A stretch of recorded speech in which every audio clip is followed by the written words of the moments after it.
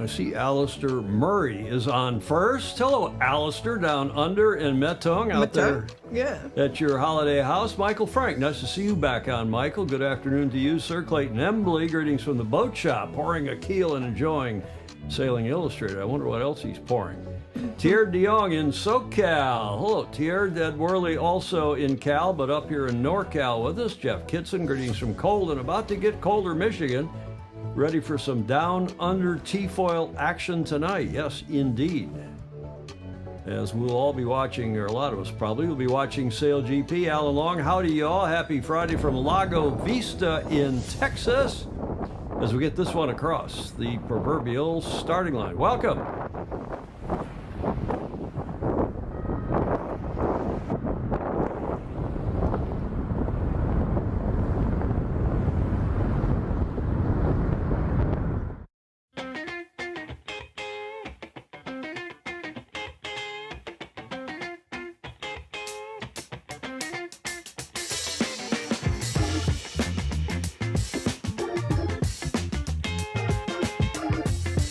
Hi, everybody. Live from San Francisco, it's Sailing Illustrated, show number 801 for Friday, the 17th of January, 2025. I have to remember to say 25, not 24. Julie, I trust you are well. Oh, yes. Any hot tips?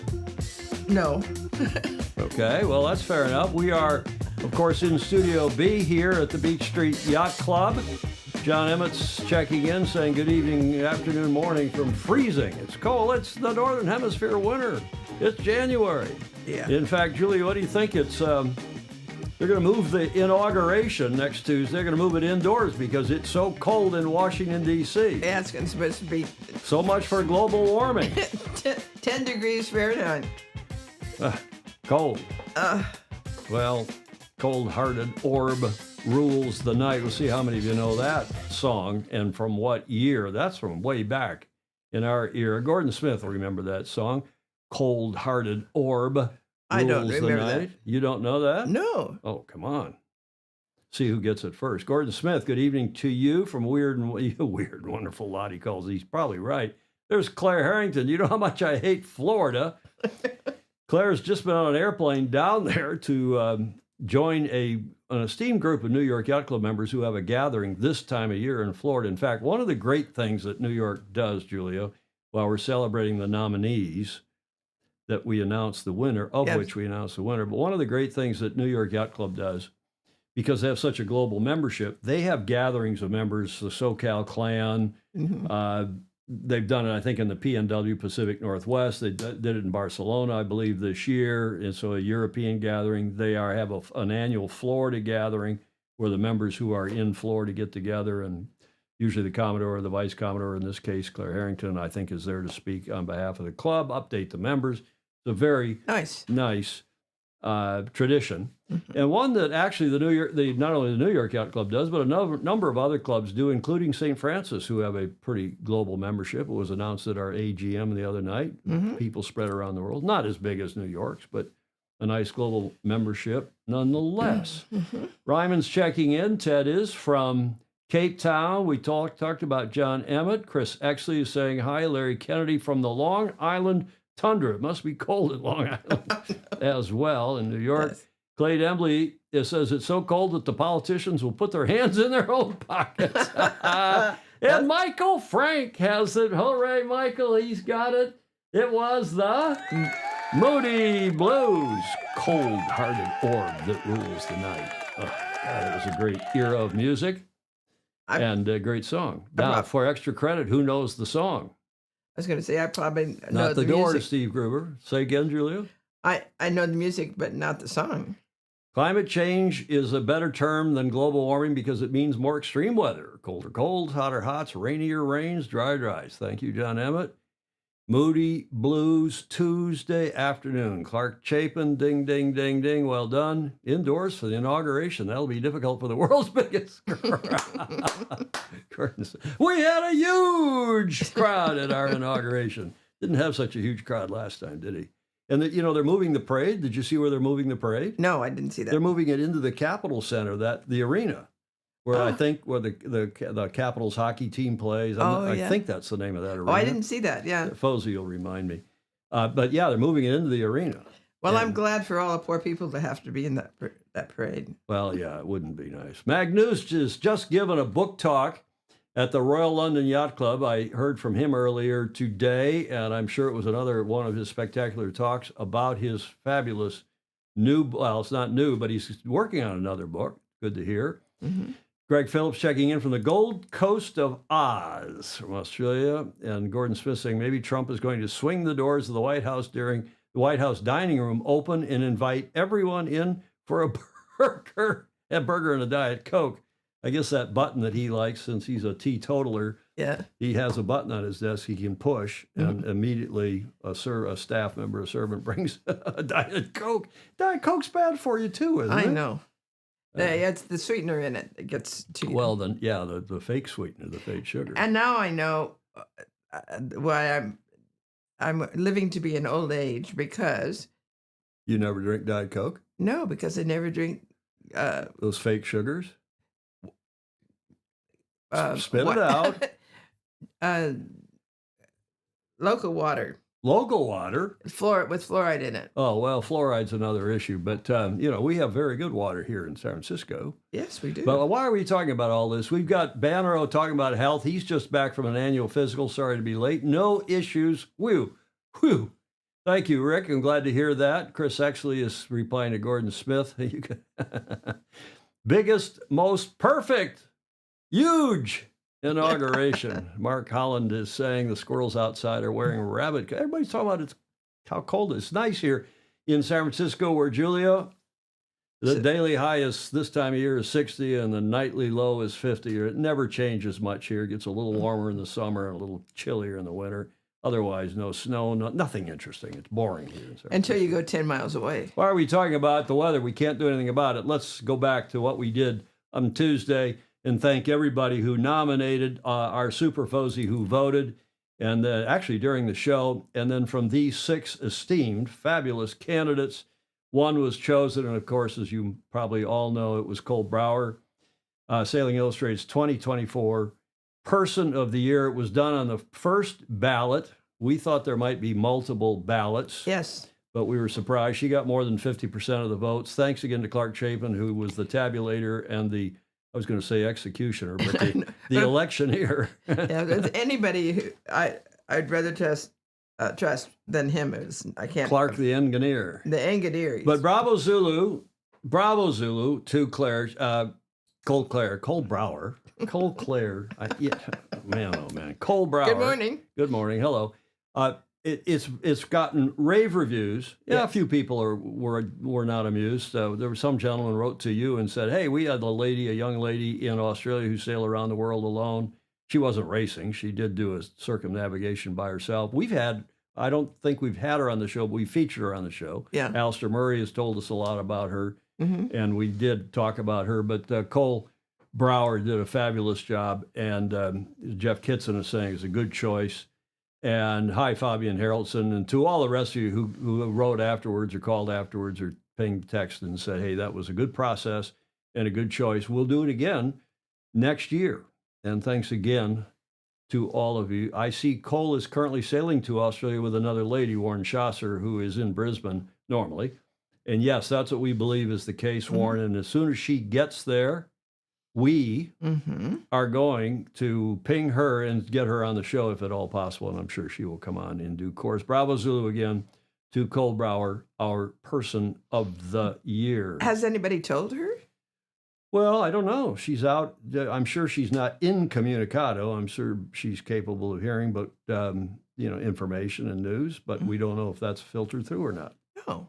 But Julia, Sir. may I ask you a question? What are we celebrating today, Friday, the 17th of January, 2025? I put music to these slides last Tuesday. Cable Car Day, of course. Yes. You, of course, would know that it's Cable Car Day. Cable Car Day. Hop on board the charming rides gliding through the city streets, offering a whimsical journey with breathtaking views and a touch of vintage charm. And that's not necessarily a San Francisco day. J. Frederick Bland is asking, does Sailing Illustrated have a swimsuit issue? Sports Illustrated used to do that, and now they have a naked athlete's body issue. Oh. Maybe we have to do that, get all the sailors to take either get down to their bikini or their Speedo, or Julie, you'd celebrate that, wouldn't you? No. I digress. Why are we celebrating Cable Car Day? Well, it's sometimes called a trolley, streetcar, or a funicular. Cable cars are still used today in areas that offer an alternative for folks who want to get up and down a particularly steep hill from Prague to Valparaiso. These are often less about a daily commute, more about sightseeing or getting an amazing view of the city from the top of a very high hill. And this was actually, cable cars were invented by a British gentleman. He was living here in the States, Andrew Smith Halliday, looks like, received the first patent in relation to the cable car, an occasion that in today's world is marked by Cable Car Day. Now you know. Halliday, I guess it is, designed for cable-propelled transit, emerged when he witnessed horses falling, even dying while attempting to pull cars up San Francisco's steep Jackson Street. That's true.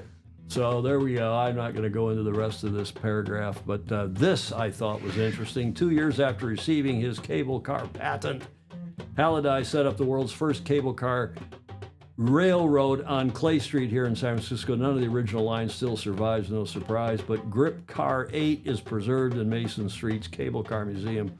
Have you seen that car, Julia, Yes. in that museum? And today, more than 150 years later, the cable car is considered to be a moving traditional landmark here in San Francisco.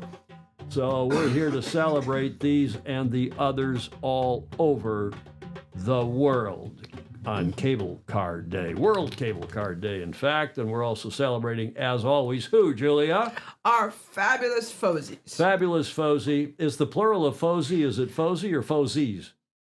Let's declare it once and for all. You decide.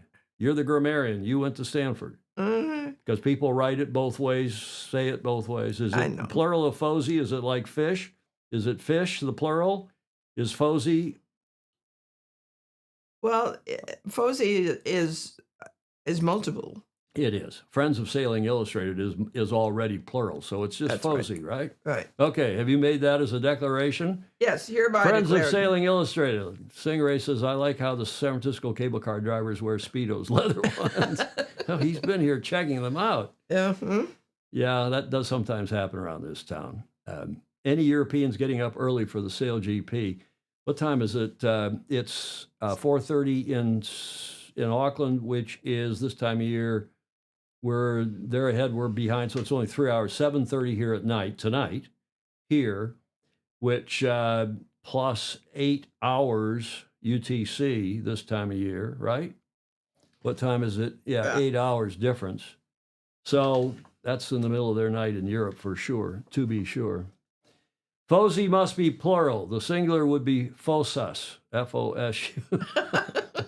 Fossus. We won't go there, will we, Julia? No. We could change it to F-O-C-I, Fosie, for something, and then the plural of that would be fuckus. No. Focus.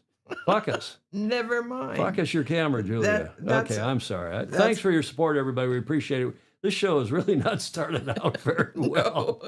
Let's move on. A bunch of croutons. Patreon.com/join/Sailing Illustrated. If you want to give us a few bucks a month. Maybe you don't after all that. You don't want to keep us on the air. Actually, we did get some new interest in members. We do. We get every show we get those people that come on and okay, and we appreciate it all very much. Speaking of a little program note, speaking of Fosie, next Tuesday we will be delighted to have as our guest Don Riley, who is executive director of Oak Cliff Sailing Center, whatever you want to call it. They've just simplified it. Dawn has down to Oak Cliff. They're doing a magnificent job, and they have a new program, a new project here in the U.S. that she's going to tell us all about. And it involves going around to sailing centers in this country and spreading the good word and getting feedback from racing sailors and non-racing sailors as well. And something U.S. Sailing should be doing, but really can't afford to do it. We're going to get into a bit of an expose on the U.S. serious problems, financial problems, fiscal problems later in the show. Jon Emmett, I'd love to get Dawn. I don't know what quite that means, John, but Dawn will be with us on Tuesday. What is this long comment here about some crouton about hepatitis B and XOXO Lisa? Is that somebody's girlfriend on here? I don't know. We're going to broom this person straight away, add it to the block list. Luca Craig, rather, replying to Jeff Kitson, T-foils are impressive. Luca's in Auckland, so he's watching the F-50s and the T-foils on them, which they've been training with this week. They're impressive and loud, quite high-pitched sound through the water. Watched 5 practice races, 2 groups of 6 and 5, a number of nosedives, quick acceleration, and deceleration. Thank you for that, Luca Craig. Ted Ryman, Cole Brower, and Elizabeth Tucker. They upload vids almost daily. So we'll try to grab one of those and put that on the show on Tuesday and on future shows, not just Tuesday. Gordon Smith is asserting that bevy is the collective noun for a group of drunks. Well, we don't have a group of drunks on here. Magnus the Magnificent, can't wait to hear Dawn, absolute stone cold legend. Yes, she is. And she is from where, Julia? Bay Area. Michigan. Oh. She grew up in Michigan. That's right. Her sister lives here in the Bay Area. Warren Schasser, my father used to say it is a fracas somewhere between a ruckus and a oh my goodness. Dawn will be with us on Tuesday, and no doubt will be on better behavior when she's here, although she's a lot of fun and she can swear like a sailor. Is that what that expression? Curse like a sailor. That photo, by the way, is from Banneroo. Is it? Yeah. That's a good one. He sent me, unsolicited, Rick sent me, the kind gentleman that he is, several photos of Dawn in a zip file, and I've used one of them. Thank you very much, Rick.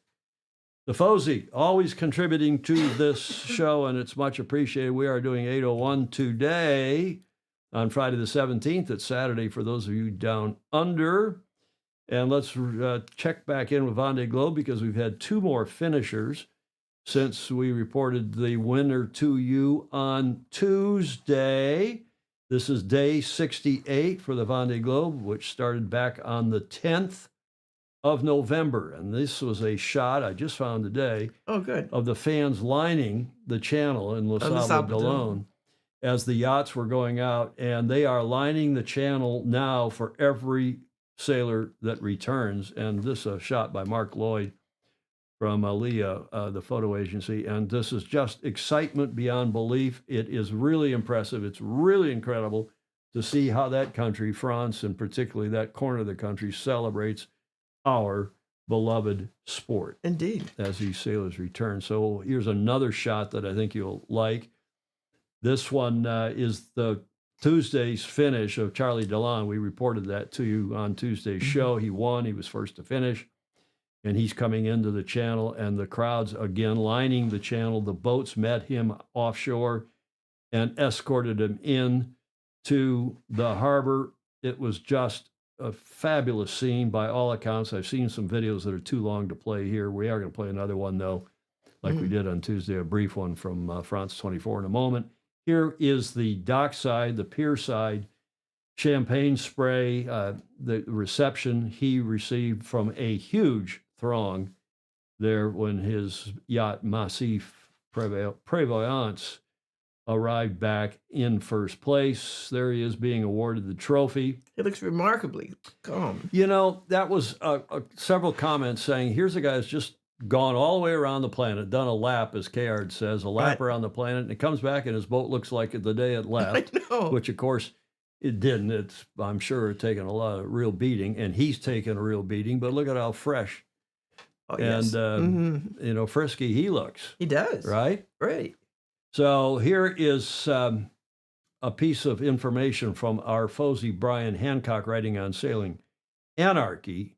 And he said, and I thought this, he wrote a long article, by the way. It's well worth going to Sailing Anarchy and reading Brian's entire piece. But he said, some records are nibbled around the edges until broken.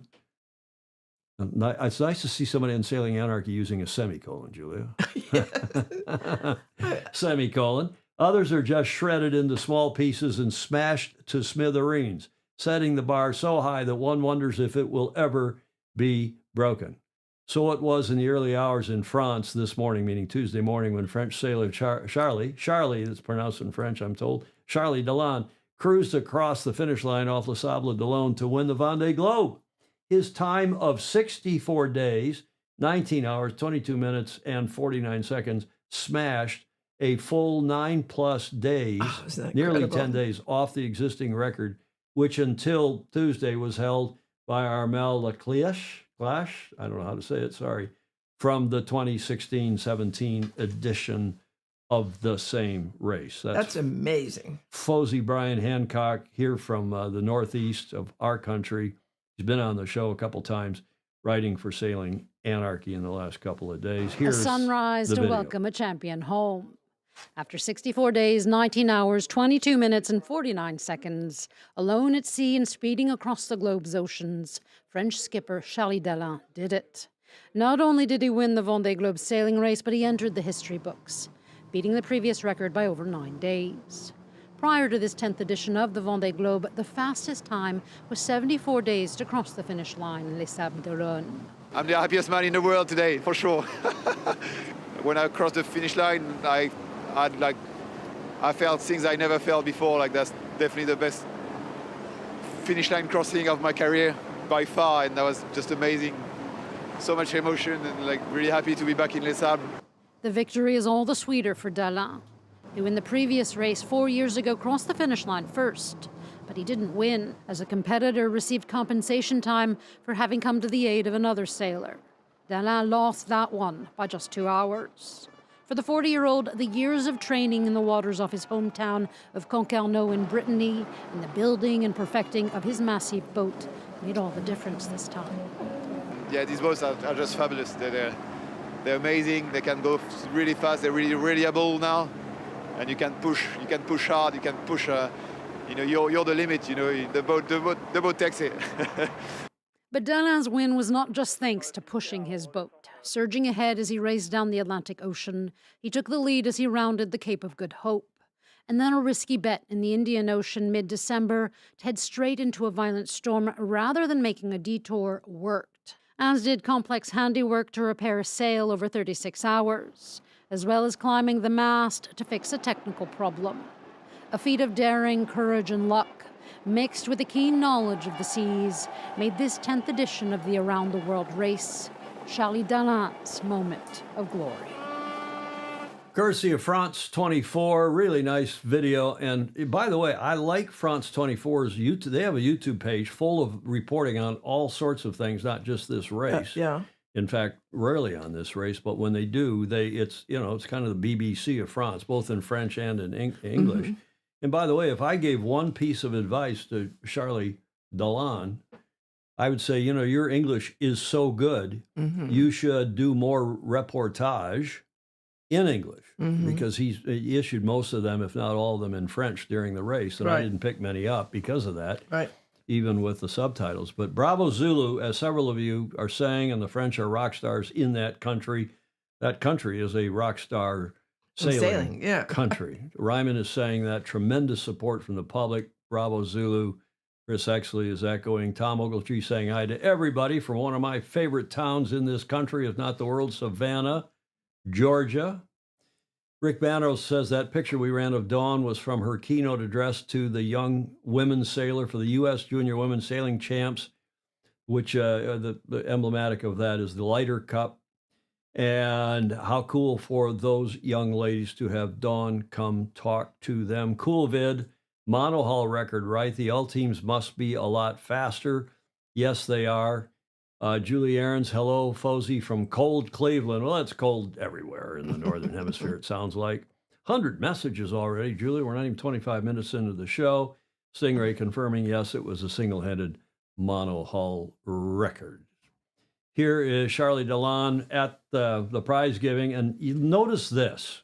Talk about cool things to do, Julia. Yes. You see, they've given the punters, they've given the fans a chance to get right in, up and around him with their phones and do selfies. Mm-hmm. How cool is that? Yeah, that is fun. Why don't we do that at SailGP? Why don't we do that at the America's Cup? Why don't we do that all over the place?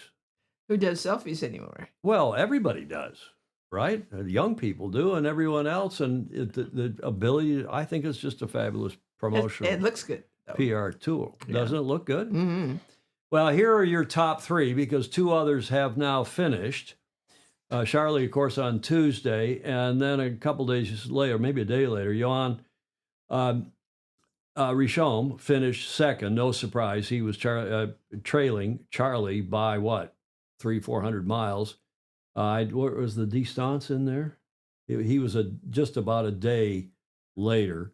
And then in the meantime, this morning, very early this morning, Sebastian Simon, who's a local hero in Les Sables d'Olonne, he has now finished third, rounding out the so-called podium.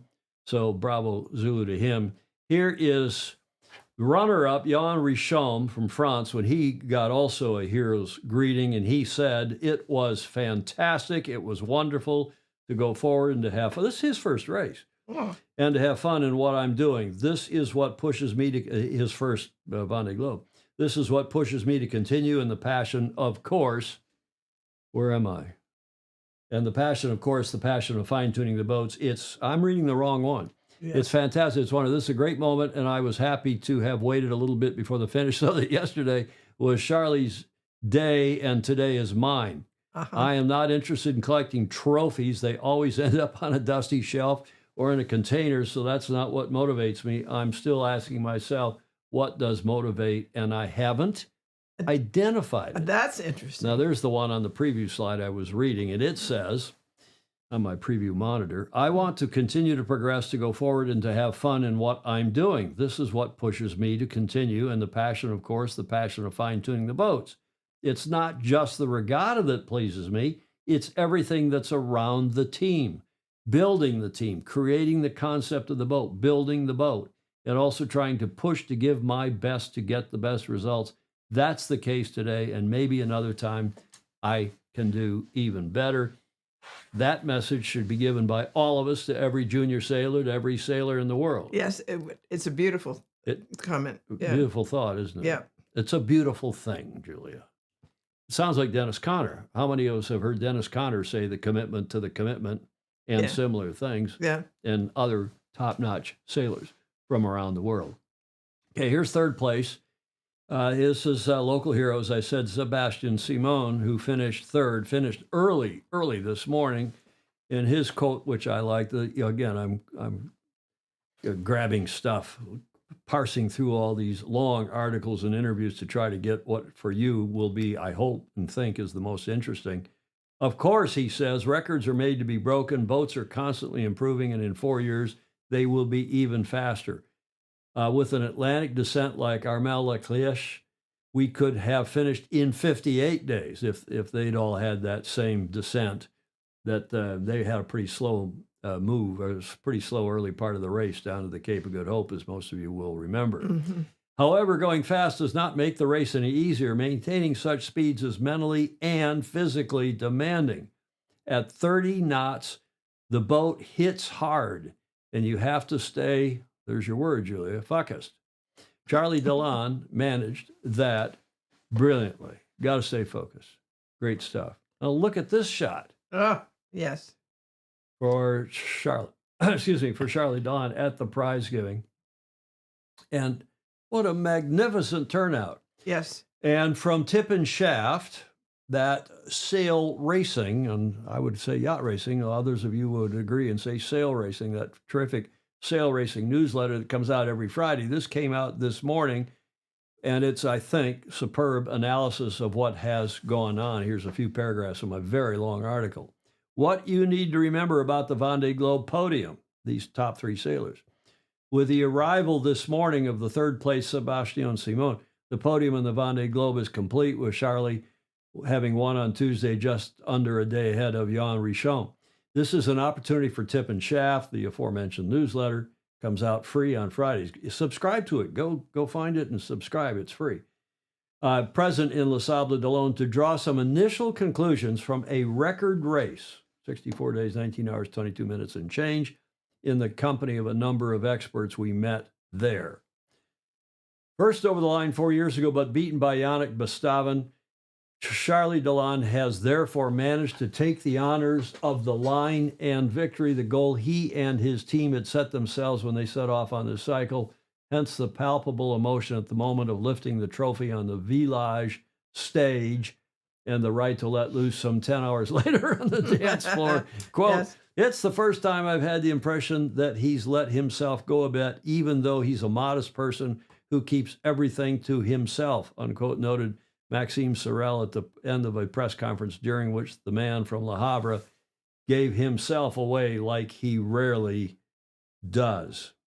In particular, he explained how the 2 hours, 30 minutes gap between him and Yannick, this is what he said at the press conference, and Yannick Bestaven 4 years ago had haunted his nights for a long time. Confided that he had caught himself, quote, talking to his boat from time to time, unquote, and allowed himself to, quote, be a bit more spiritual, unquote, before evoking his flow, quote unquote, which sometimes vanished, particularly before Cape Horn, quote, because Yawan had got into my head, but finally returned at the, unquote, but finally returned at the best moment. At the start of the South Atlantic, another quote, I wrote on the, I don't know what the Velita is, some of you will know, but the board in my cockpit, quote, sail like you, unquote. And the quote, I did a mental reset telling myself that I shouldn't try to match Jan's way of sailing. And of course he didn't. He went off on that, some called it a flyer, some called it a dangerous move in the South Indian Ocean. Sailed into the storm, and that was pretty important to his win. Finally, this is the final paragraph of this fabulous article on Tip and Shaft. As for, they're talking about who's going to do what going ahead. They're saying, as for Charlie Delon, he didn't want to look ahead to 2028, aiming instead for the 2026 Route de Rome, although he has made no secret of his eventual ultime ambitions. One thing is certain, Massif, his partner, sponsor, has no regrets of putting its trust in the skipper from Le Havre, with Jean-Marc Simon, the mutual insurance company's health and provident director, announcing a value in terms of advertising purchases as at the 14th of January when he finished the race, a value of 80 million euros. Oh, wow. Compared with 20, that's advertising value, media value, and so on, compared with 28 million during the previous campaign. Yeah. Every fundraiser ought to just take that. Exactly. And you know, use it. It's great for sponsorship going forward. Right. Our sport can deliver sponsorship when properly done and when people are interested. Right. And it's a national company celebrating a national hero that is also an international hero. Yes. Okay, so what about the rest of the fleet? Rather than just giving the rundown, I found this chart. Here are the ETAs. The estimated time of arrival or finish for Sam, Jeremy, Paul, Nicholas, Justine Matreau, the first woman. They're looking at the 23rd and 24th for all of these folks. Thomas Rouillant as well, and Boris Herrmann, who suffered a bit of a problem, maybe a serious problem. All expected to finish in the next 6 or 7 days. They're well behind the top three. Benjamin Dutroux, Clarice Kremer, another female high end, doing well in the standings, and Samantha Davies, likewise. They're all expected in 10 days or so, 26, 27 of January. So well behind, but competing well nonetheless. Speaking of Boris Herrmann, on Militia Sea Explorer, with problems, serious problems, but always a smiling face. And Julia, he's, I know, a favorite of yours. Yep. And we haven't given him any coverage to speak of, no love. So I'm going to play a rather long 4+ minute video from him describing in great detail about his problems with his foil. Oh. Hi everyone, January 16th. It's not a lucky day. Something hit my port foil and the port foil is broken. But it didn't rip off, so I have to cut it off, which will not be easy. I have the tools here, trying to do my best. If I don't get it off, that that will be a problem. So difficult day today here. Wish me luck to get the job done, and then we can continue in full safety. Have a half broken foil next to the boat is not very safe. Otherwise the boat and myself are unharmed and good, so that's good news, and I'm confident to bring the boat home. I'm 900 miles to leeward of the Cape Verde, so getting there for shelter is also not the easy option. So hopefully today I managed to get the foil off. That's a difficult job, but cut a foil like that in the boatyard takes many hours, so doing it out here hanging over the side with a belt and harness and a battery grinder that has only small discs, it seems like an impossible task, but I will try the impossible as always.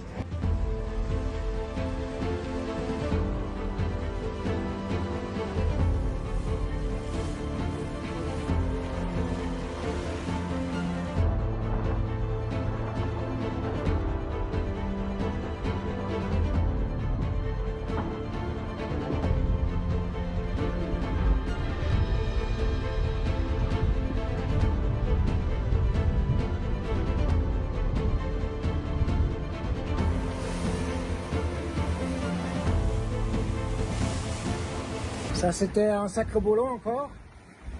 The foil is now attached, it doesn't move at the moment. I was grinding and hammering and using this and lots of rope work. The result seems good for now. Hi everyone, quick update. After the repair is done, we are back on track. A bit slower now without proper foil. So what I did in the end was I understood quickly that cutting the foil with the tools at hand would be impossible, probably. So I was hanging upside down underneath the foil where it goes in the hull, cutting away some of the splinters and the skin of the foil.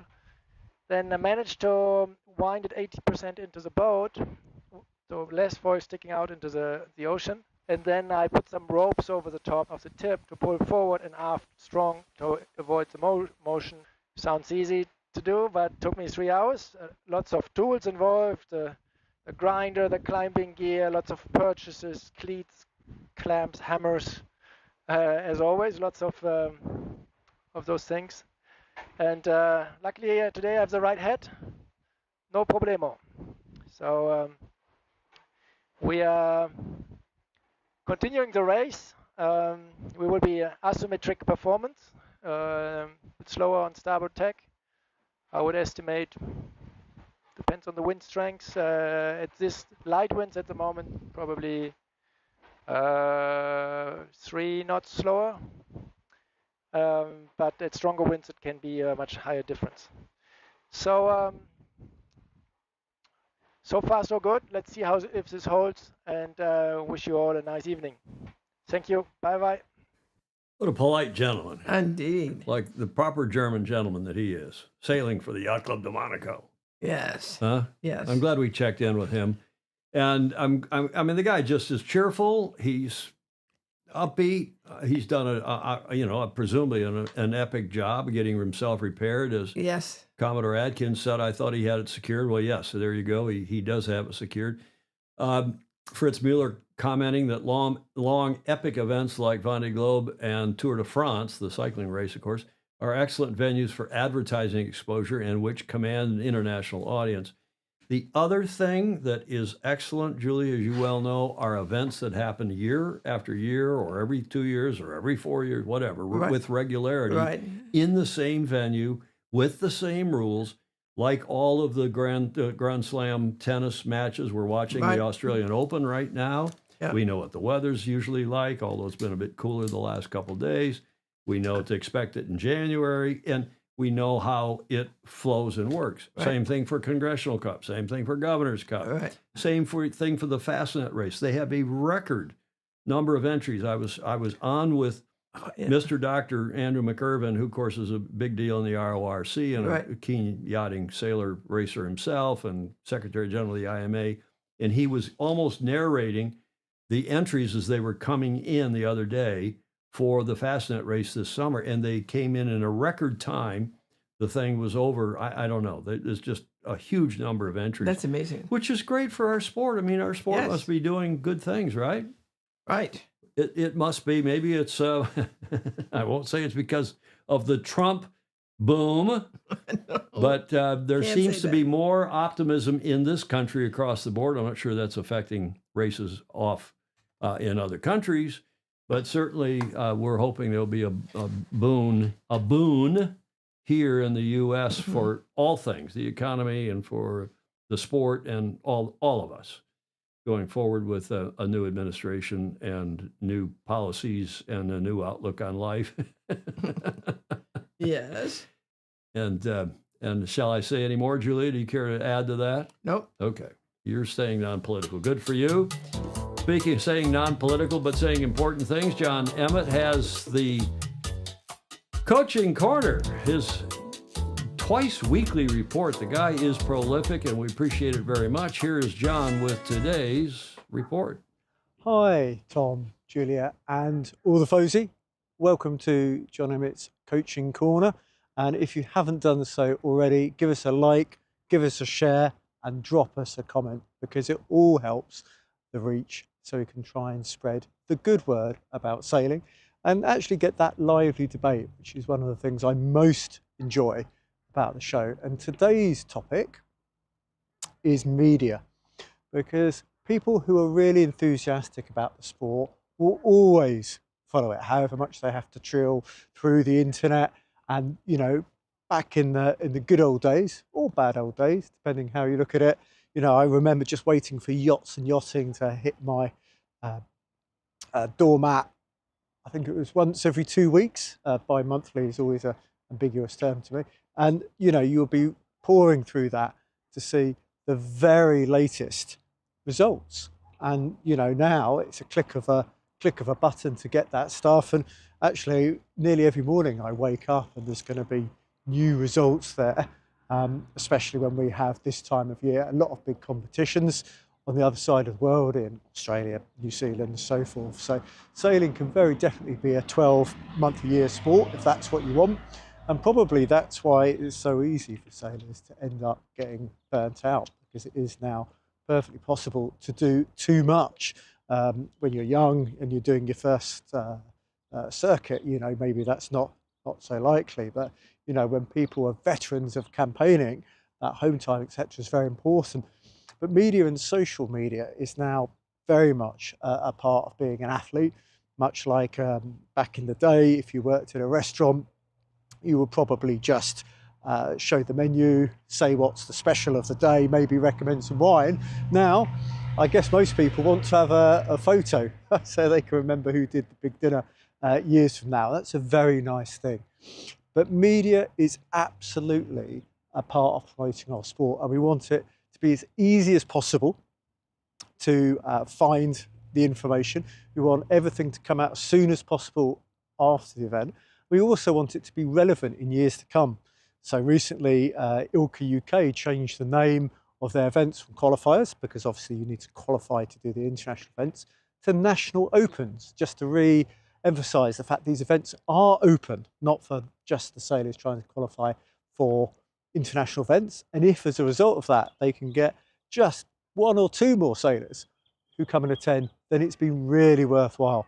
But media, and it's probably one of the things I need to work on more on, is just such an important part of sailing, because it's how we promote our sport and showcase our sport to the outside world. And I think we need to be very careful what we put out there, so we're always showing sailing, whatever aspect of sailing you enjoy, in the best possible light.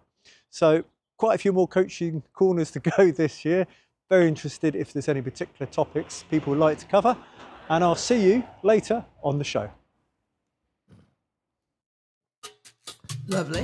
Lovely indeed. Jon Emmett, sailing, get to the front of the fleet with the Coaching Corner.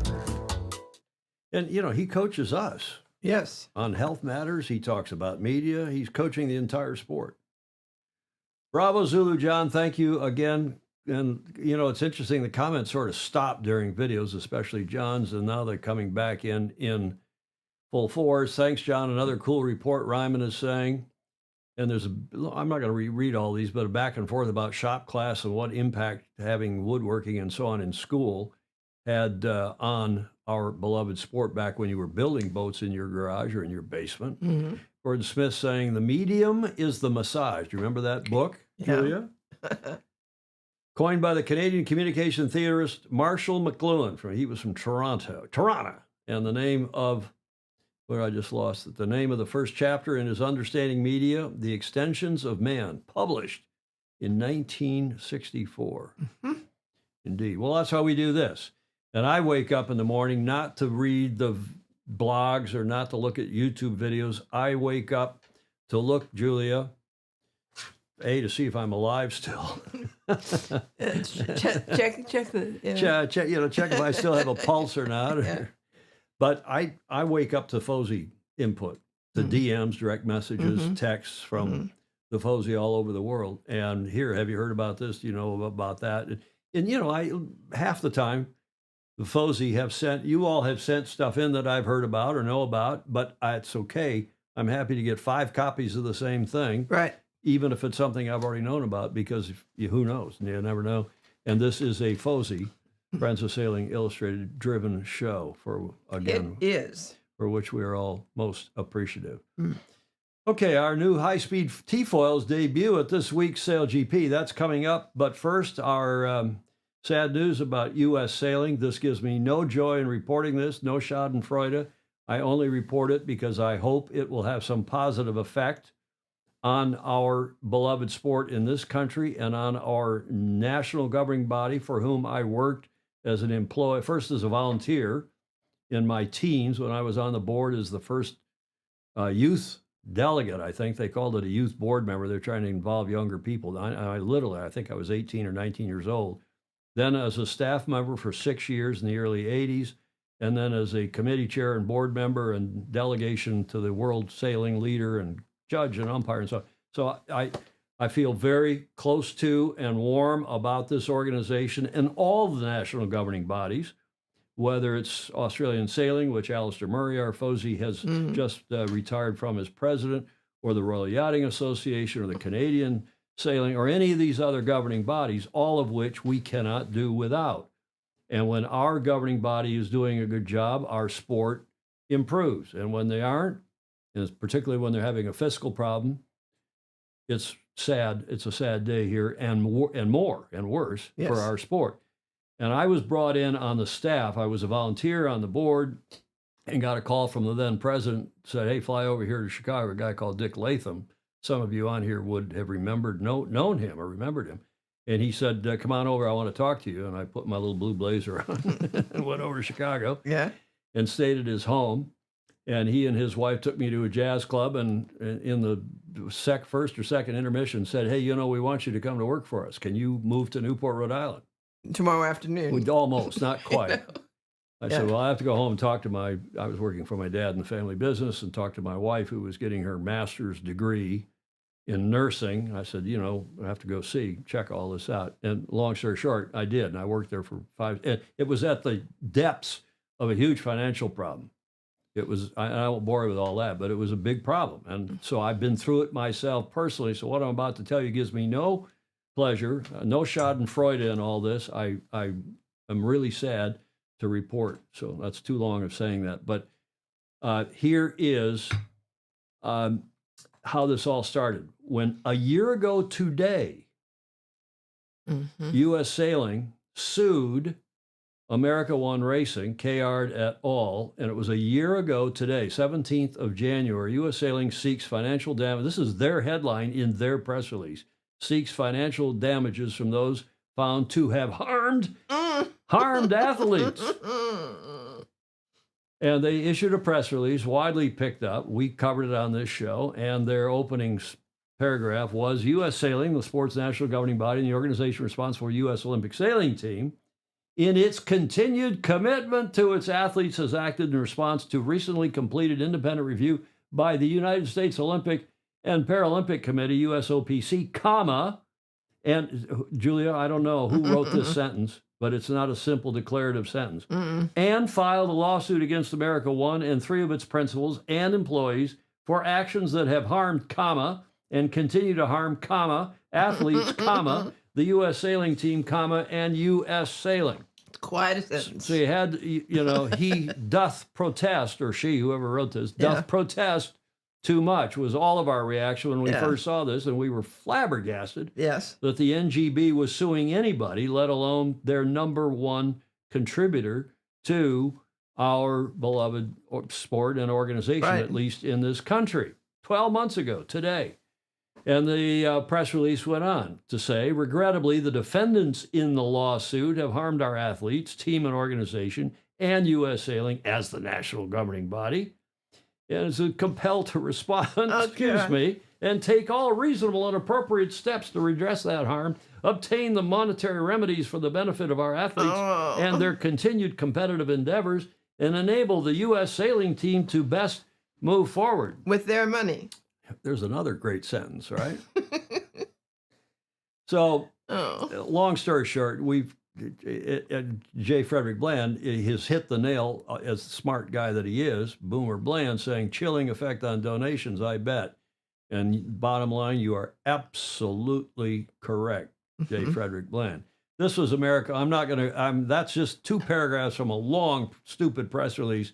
And then America One Racing, with a very simple, clean press release, came back and said, as the America One Racing, which was CARD and this consortium, you might say syndicate of major contributors, foundations of various yacht clubs and on and on and on, all of who worked together, rich individual sailors who were contributing, all to help fund our national Olympic team and prospective Olympic sailors. As the largest private financial supporter of U.S. sailing and the U.S. Olympic sailing effort for more than a decade, this has been a disheartening and disappointing week for us at America One Foundation, you think? And now in the final run-up to this year's Olympics, we have been laser focused. They're still doing this, even though they'd come apart from U.S. sailing in December.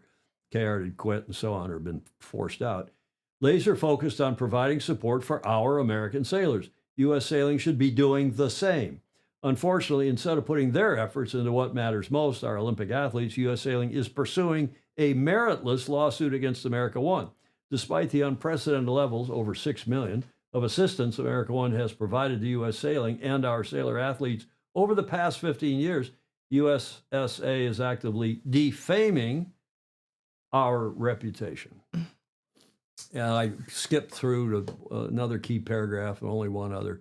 Today, America One is being targeted as a scapegoat for USSA's own shortfalls, and by the way, shortfalls in revenue, in supporting American sailors. USSA seems more concerned about themselves and determined to build a narrative that justifies their actions and failures instead of putting the spotlight squarely on our athletes and working to rectify their own financial situation. That is U.S. sailing's own financial situation. America One concluded by saying it is unconscionable that a national governing body, especially at this time in the Olympic cycle, would focus on anything other than fully supporting their Olympic hopefuls. Yeah. Okay, so as you probably also, most of you will remember, this lawsuit, which involved Paul Caird and a number of other luminaries in our sport in this country, was suddenly dropped in May. And this was the Associated Press headline. U.S. Sailing drops federal lawsuit in settlement with Paul Caird and America One Racing. This was written by our Fozy Bernie Wilson down in San Diego, who said, he's an Associated Press writer, U.S. Sailing has settled its federal lawsuit against veteran sailor and executive Paul Caird and America One Racing Foundation, the sport's governing body, announced on Wednesday. This was in the 22nd of May. Dropping the lawsuit removes a major distraction that had overshadowed the once dominant American squad that has won just one medal in the last 3 Olympics and only one more in this the past year in Marseille, as you probably again all know. The governing body, which had been criticized by medalists Anna Tobias and J.J. Feder, among many others, for suing one of sailing's biggest financial supporters, didn't release specifics of the settlement. America One Racing said in a statement that no money changed hands. Both parties agreed to release all claims and established a mutual non-disparagement agreement. that by Fosie Bernie Wilson, writing for the Associated Press on the 22nd of May last year. And after that, they all shut up. They went to the Olympics. U.S. sailing, in the meantime, has had nothing but dire fiscal problems. In fact, they had to borrow money, one hears, to fund the activity in Marseille. I'm not going to go into details, but the gory details.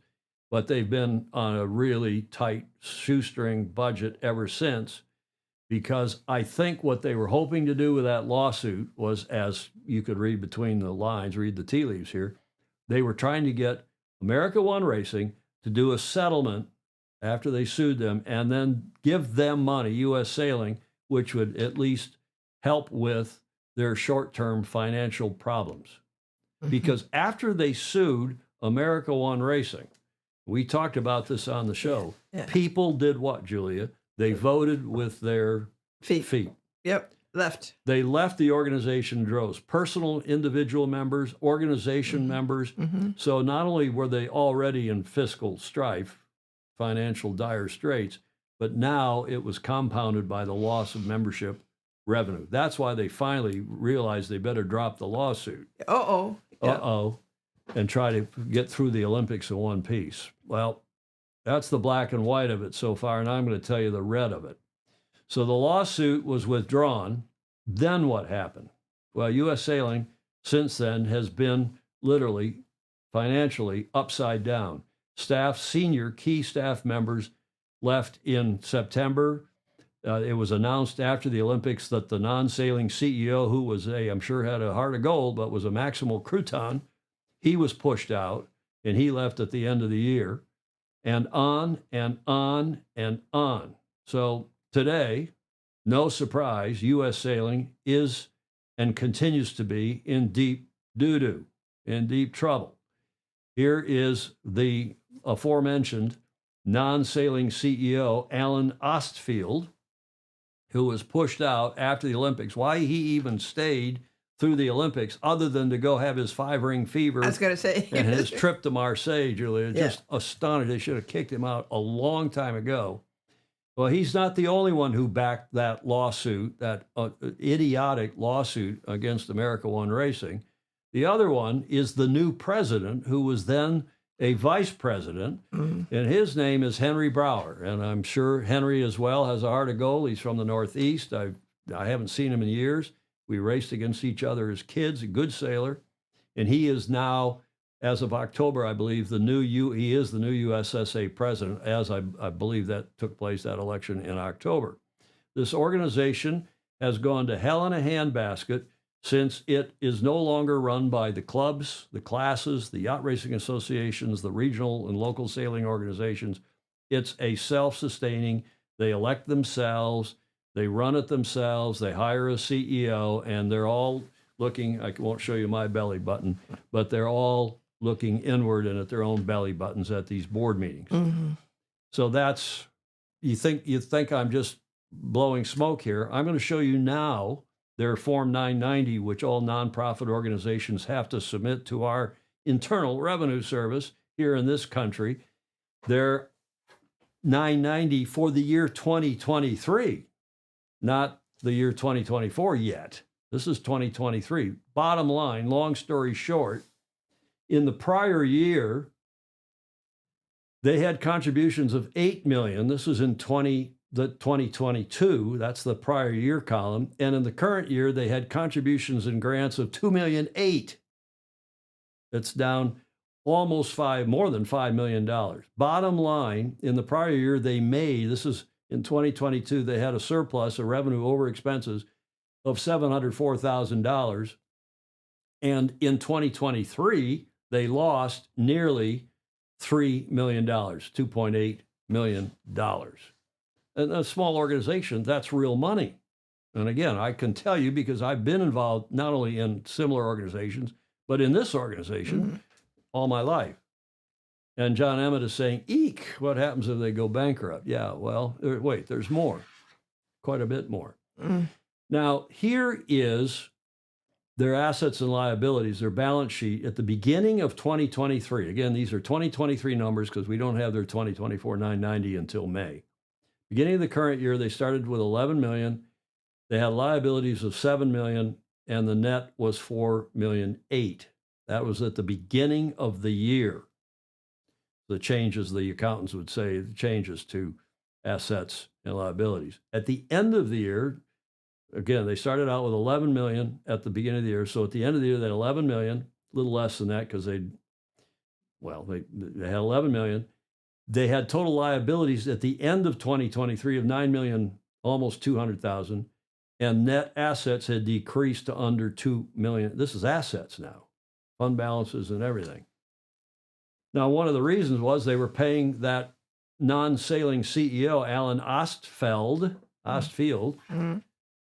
$500,000 a Really? year. Really? Yes, $500,000, Julia, Yeah. to run an organization that's a voluntary organization. A lot of young, very hard, dedicated staff members up in Bristol, Rhode Island. They're paying him $500,000 a year, Mhm. and the guy was not living. Oh, yes. And they didn't, Julia, they didn't even tell. So a lot of the leadership didn't realize. Yeah. Instead of moving to Rhode Island and going to the office every day, Mhm. man, when I drove my car out there sight unseen when the president said, "Hey, we need your help. Right. We need it now because we're in real trouble." I drove my little car out there, went to the office and started working and worked 7 days a week, all from For a April while. until they made me executive director in October. Yeah. I started out as the one design director, but I was de facto running the place from the day one. Yeah. And long story short, this guy was living in New York and commuting to Bristol, Connecticut, not telling anybody, the staff knew it. He was charging to U.S. Sailing his commuting expenses, going to Rhode Island from New York. It was the eastern side of New York, but nonetheless, Yeah. either driving or flying, then staying in a hotel, charging his hotel and meals and so on, and then going home. And he was there maybe Monday through Thursday, maybe Tuesday through Thursday, sometimes a little bit longer. It was unbelievable. And we knew this. We reported this on the show. Yeah, we did. I remember. So, and Clark Chapin would say, well, what do you think the salary should be for a CEO of an NGB with 40,000 members? I think you could get a CEO, probably a senior serious guy, for next to nothing, Clark. But you pay somebody a couple $100,000 and they'd go run the place and run it well. $500,000, $500,000, Clark. I had 40,000 members when I was executive director. Yep. And I was paid a princely sum in those days, but it wasn't anything close to $500,000. And I don't care. And if the guy were turning the crank and making things happen, Yeah. it would be fantastic. So that's their 990 from 2023. Their 2024 Form 990, they're not due because these organizations are charitable nonprofit. They have to hire accountants. They get these done. They're not due until the 15th of May. And we will see, probably not even then, but sometime later in the year, maybe we'll see their 2024 Form 990. Alistair Murray's saying this is a disgrace. The board is accountable. They hired him, remunerated him at an absurd level, and continued to oversee it as it all went down the toilet. Yeah. And he didn't know about sailing. And he was a non-sailor to boot. So, yes, as all of you are saying, where's the board? What happened? Well, this is the gentleman who was vice president, the aforementioned now new president. And he is seeking, I know from multiple sources, they're in serious trouble financially at the end of 2024. I don't have to see their 990 to know it, but apparently they cannot pay their December bills, and I assume from that, can't pay the December and January bills. And he is out hat in hand trying to raise from yacht clubs, trying to raise from sailing foundations, trying to raise from the former America One syndicate of donors, people, high-end net worth people, trying to raise $400,000 in a quick loan so he can keep the place afloat. That is this new president who was elected. He was the vice president. He'd been involved in a long time, was elected president in October, and he is trying to keep the place afloat. This is in addition to many other staff members who have left. And by the way, I'm told that staff members who went on vacation over the holidays, Christmas, New Year's, some of them were told not to come back until we get the finances sorted out. Mm. I'm hearing this. And some of you are saying, yeah, 200,000, 250 would be much more appropriate and historically consistent. Mm-hmm. Exactly. Now, this gentleman is a guy whom I've not met. Again, I'm sure he has a heart of gold. Eric Krasnow, another non-sailor who was hired by the non-sailing CEO back in 2022 to be the senior VP of partnerships and memberships. I'm reliably informed that the staff were told last Friday that he is leaving. He also was hired at a tidy sum because he's not been able to raise any significant money. And this happens. This is a revolving door of development directors / senior vice presidents. Tell me what, the title. He's the guy who did the deal with the charter plane company, the jet company, that was under investigation by the feds when they found out, and everybody said, hey, why are you hiring these guys? Did you not Google the firm before you signed the partnership deal? Mm-hmm. Jon Emmett is saying it's a heart of gold in America, like when the Brits say, with all due respect, U.S. sailing is FUBAR. So yeah, I mean, I look at this as a headhunter, and having gone through that, you say, oh yeah, I can raise that. Well, okay, how much? What's the biggest you raised? Well, wait, did $50,000? That's a lot of money. It's not $5 million. It's astonishing. So this is this gentleman, and now the others. As you can imagine, the sponsors are starting to find out that Mr. Krasnow is leaving. He's leaving at the end of this month. He's been pushed out, of course, or maybe he's leaving on his own volition. I mean, he's probably a smart boy and can see the handwriting on the wall. So bottom line, regardless, without even seeing the 990 yet, we know for a fact U.S. sailing is in serious trouble. The president is out trying to get a loan, and I know that he has so far not been able to get any loans. In fact, I am reliably informed that he's in meetings with these various stakeholders to which I've just described to you. Any funding that they have agreed that any funding that any of them, and I've heard this from multiple sources, by the way. I never go on here having not heard from just one source. In fact, I told a couple of you this morning who are sources. I said, I'd never go on here if I just hear it from you, even if you're the best source in the world. I won't go on with one because I learned, Julia, The hard way back when Walter Cronkite called me after the 70. I've said this story before, Yeah. but when, long story short, when the 79 Fastnet race happened, he called and said, hey, is it true Ted Turner is lost at sea?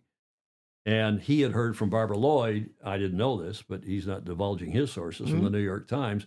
Barbara Lloyd had just called me and said the same thing. And I said, yes, I've just heard from a reliable source that he is lost at sea. Well, it was a circle jerk. You know, we were telling each other the same story. Barbara Lloyd had heard it from somebody, and it, of course, turned out not to be true. They're in serious trouble.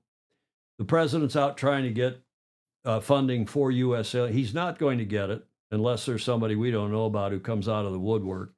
But I'm talking to all these various sources, yacht clubs, yacht club foundations, affluent members of clubs, trustees of yacht clubs, our own St. Francis Yacht Club, which has an ice sailing foundation and has been contributing for years at the behest of Paul Kayard and others to our U.S. sailing team. In essence, it's almost been the U.S. Sailing Foundation. Well, but so has other yacht clubs, New York Yacht Club, Texas Corinthian Yacht Club, San Diego Yacht Club, various other clubs. This is astonishing. And here they can now not pay their bills, or so I'm reliably informed. They get $850,000 a year now from our National Olympic Committee, USOPC, U.S. Olympic and Paralympic Committee. They get $850,000 cash from them, and that's most of it now is going into the general fund to try to keep the place alive, rather than going to the Olympic athletes. Chris Exley is saying, I didn't renew my U.S. sailing membership after that lawsuit fiasco last year. I'll consider rejoining when they get their act together. Apparently, lots of others have done the same. We need to see some serious improvement before considering joining again. And Jon Emmett's asking the crucial key question. What is the long-term plan? That is the question. And apparently, Mr. Brower, the president, Henry Brower, he apparently is coming hat in hand without a plan, saying, well, we have this much income from USOPC, but we really need to be able to pay our December and January bills. And if I don't get, and I'm also hearing, although I don't know for sure, that they've had a line of credit, a credit facility that they've drawn down, of course, to nothing now. And they don't even enjoy that, whether it's from a bank or from somebody else. So I personally, unless somebody comes along and this board steps down, because as several of you said, it's a board problem, it's a leadership issue. The place needs a reformation. It needs a catharsis. It needs a big enema, sorry to say.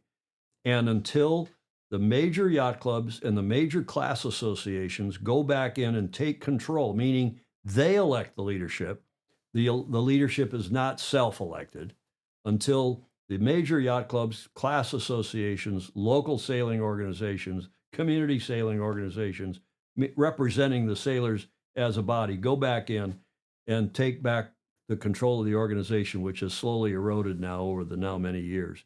This is going to continue, and it's going to get worse. In fact, I don't see how they're going to go forward.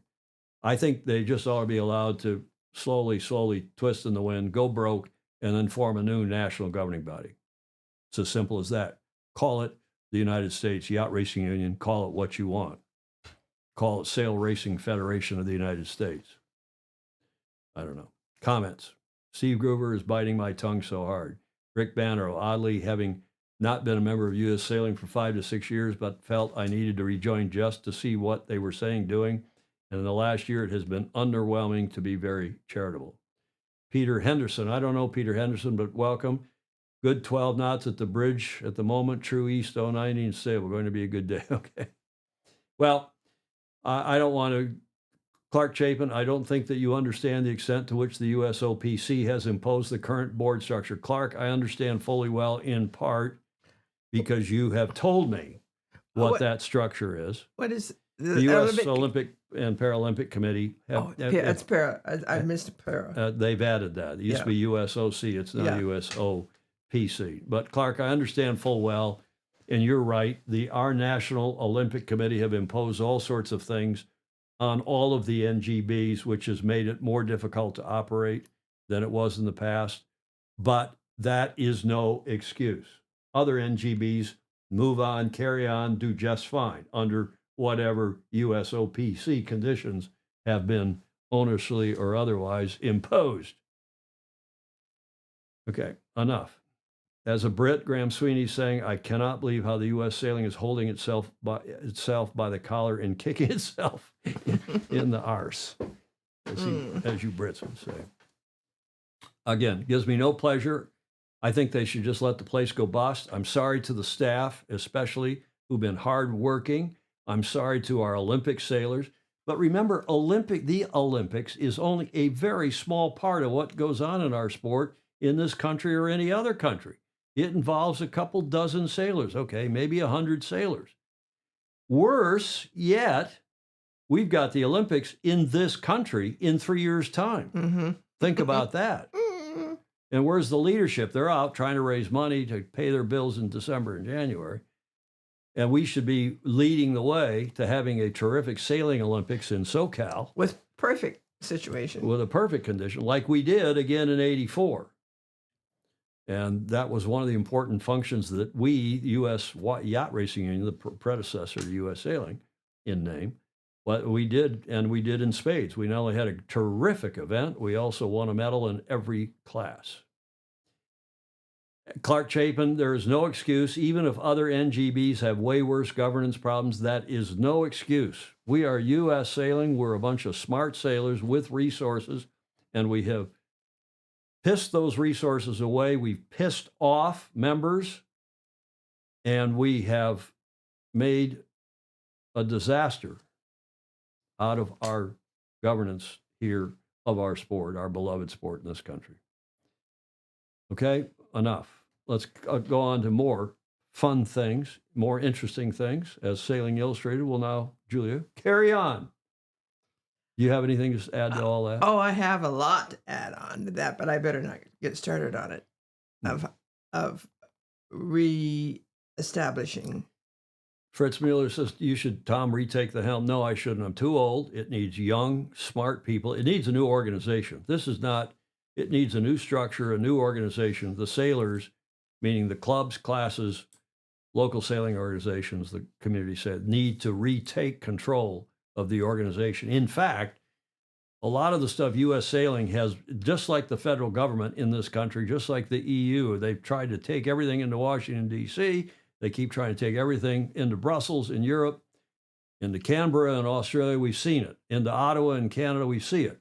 They should be devolving. They should be delegating that to the clubs, classes. The U.S. Sailing should hold 2 meetings a year, get everybody together, let them trade best practices, good information, and then come back at the next meeting 6 months later and say, how did that work? What are you doing now? And doing not much more than that, except funding the Olympic program, except being sure the racing rules and the rating rules are well found, to use a sailing expression, are well maintained, and that the judges and race officers know those rules and are doing a good job adjudicating under those rules. And we can't even get a rule book out. That's another issue I won't bore you with now. Julia, final comments? Or no, I won't get into it. It's too long. I think there's a way to do that. Well, I would, at this point, and I've always argued against this up until now. I've said, no, don't just reform the place, get good new leadership in there, and back to the future. I'm now of the opinion that there's so many problems, they just need to close it down, and immediately a new national governing body, by definition, will be formed. And it'll be formed properly by the major clubs and classes, meaning the sailors in this country. You just have to set up the organization to do that, and that can be done. It can be done in 15 minutes, literally. It's not hard. Yeah. Right. Right. Well, a little more than 15 minutes, but it can be done. And there's a reason and a star at the end. A big thing. It takes some leadership, takes some force of personality, and not the current crowd, because they have no credibility. Mm-hmm. And we all know a lot of people on that board, and there's good people on that board too. Absolutely. Okay, enough. Let's go on to this day in history. Speaking of that, I was almost going to run that as this day in history a year ago, and I thought that was too negative. We'd find something more positive to run, Julia. Yes. On today, and in 1524. Oh, it's sailing related. It's my birthday. Your birthday today? 1524. You're not that old. You're old. And I'm old, but we're not that old, Julia. No. 1524. Here's your first clue. Does anyone know what happened on the, Brad Reed type person, Vincent McAteer, absolutely right. Or a Bill Lynn type person who's running it. Brad Reed runs Sail Newport. I'm looking at the comments. I'm sorry, I can't leave this topic. I want to leave this topic. Brad Reed type person, yes. But he's a staff. You need a volunteer. This guy, Henry Brower's not being paid anything. He's the president, and it's that leadership, the volunteer leadership, that needs to be fixed as well. And then, yes, you get a guy like Brad Reed, you get a guy like Bill Lynn, who's running a Harrisaw Foundation. Brad's running very well, running Sail Newport, but there's lots of others too. Okay, back to what happened on this day in history, 1524. Magellan is part of his circumnavigation. No, Clark? Chris actually wondering the same thing. I'll give you another clue. That's La Dauphine. How do you say that in French, Julia? Dauphine. Dauphine. Built in Le Havre, speaking of several times on this show, in Le Havre, where Charlie Delon is from. 1518, the ship was built. Oh. Where's the next John Bonds? Good question, Rick Banner. He was the last really good executive director of Steve Adkins. Bravo, Zulu, Steve. He's got it. You see his comment, Julia? Verrazano. He didn't spell it quite right, but close enough. He gets it. Yes. On this day, this gentleman, who is the guy who captained that ship, La Dauphine, looking for China in the 1500s, ended up in North Carolina, went up to New York, went up and he thought the Hudson River was a lake, by the way, or some kind of an inlet. He went up to Narragansett Bay and made peace with the Indians, by the way, the Narragansett Indians and the Wampanoags, I'm not sure who else. And he, of course, was Giovanni da Verrazzano, lived from 1485 and 1528. He was Italian, but he always called himself Florentine. He refused to be called an Italian, didn't want to be confused with those Romans and Of course not. Neapolitans and Heavens, no. Sicilians. He was a Florentine. I didn't know that. And sponsored by the French. He's renowned as the first European since the Norse. You see, notice we got the Norse in here, the Scandinavians, because it's widely suspected, believed that they led expeditions to North America around AD 1000. But since then, he was the first one since the Norse to explore the Atlantic coast of North America between Florida and New Brunswick, including New York Bay and Narragansett Bay in 1524, because, of course, Columbus had ended up in Hispaniola, down in Cuba, as JFK would have said, right? Yeah. Not up in the North American. Some of the earliest sailors to cross that were the French, and they could do that because they could follow the wind guide From Middle Europe. from Middle Europe. Well, actually, Northern Europe. Yeah, Northern Do you Europe. know what city in Europe is on the same latitude as New York?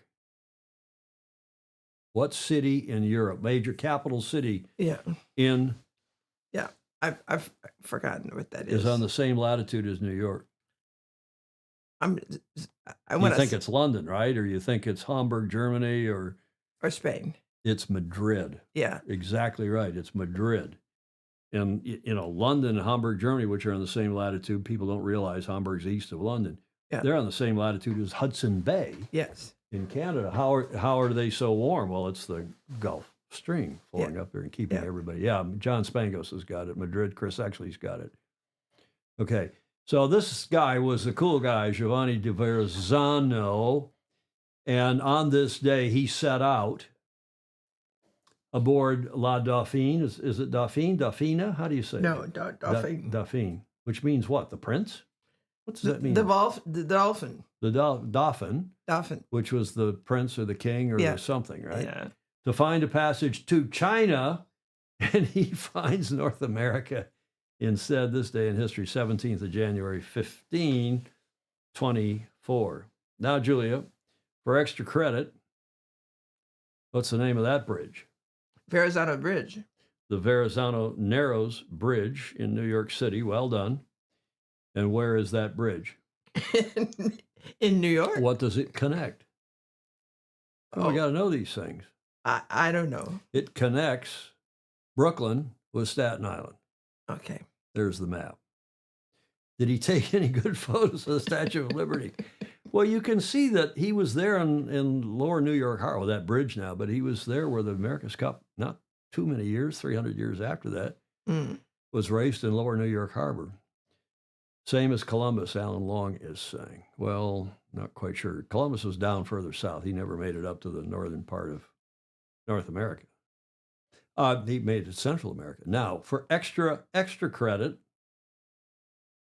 what is the name of that bridge? Oh. Any of the Fozy who can name that bridge will get a star in your copybook. Oh, good. I don't know. Many of you have driven across that bridge.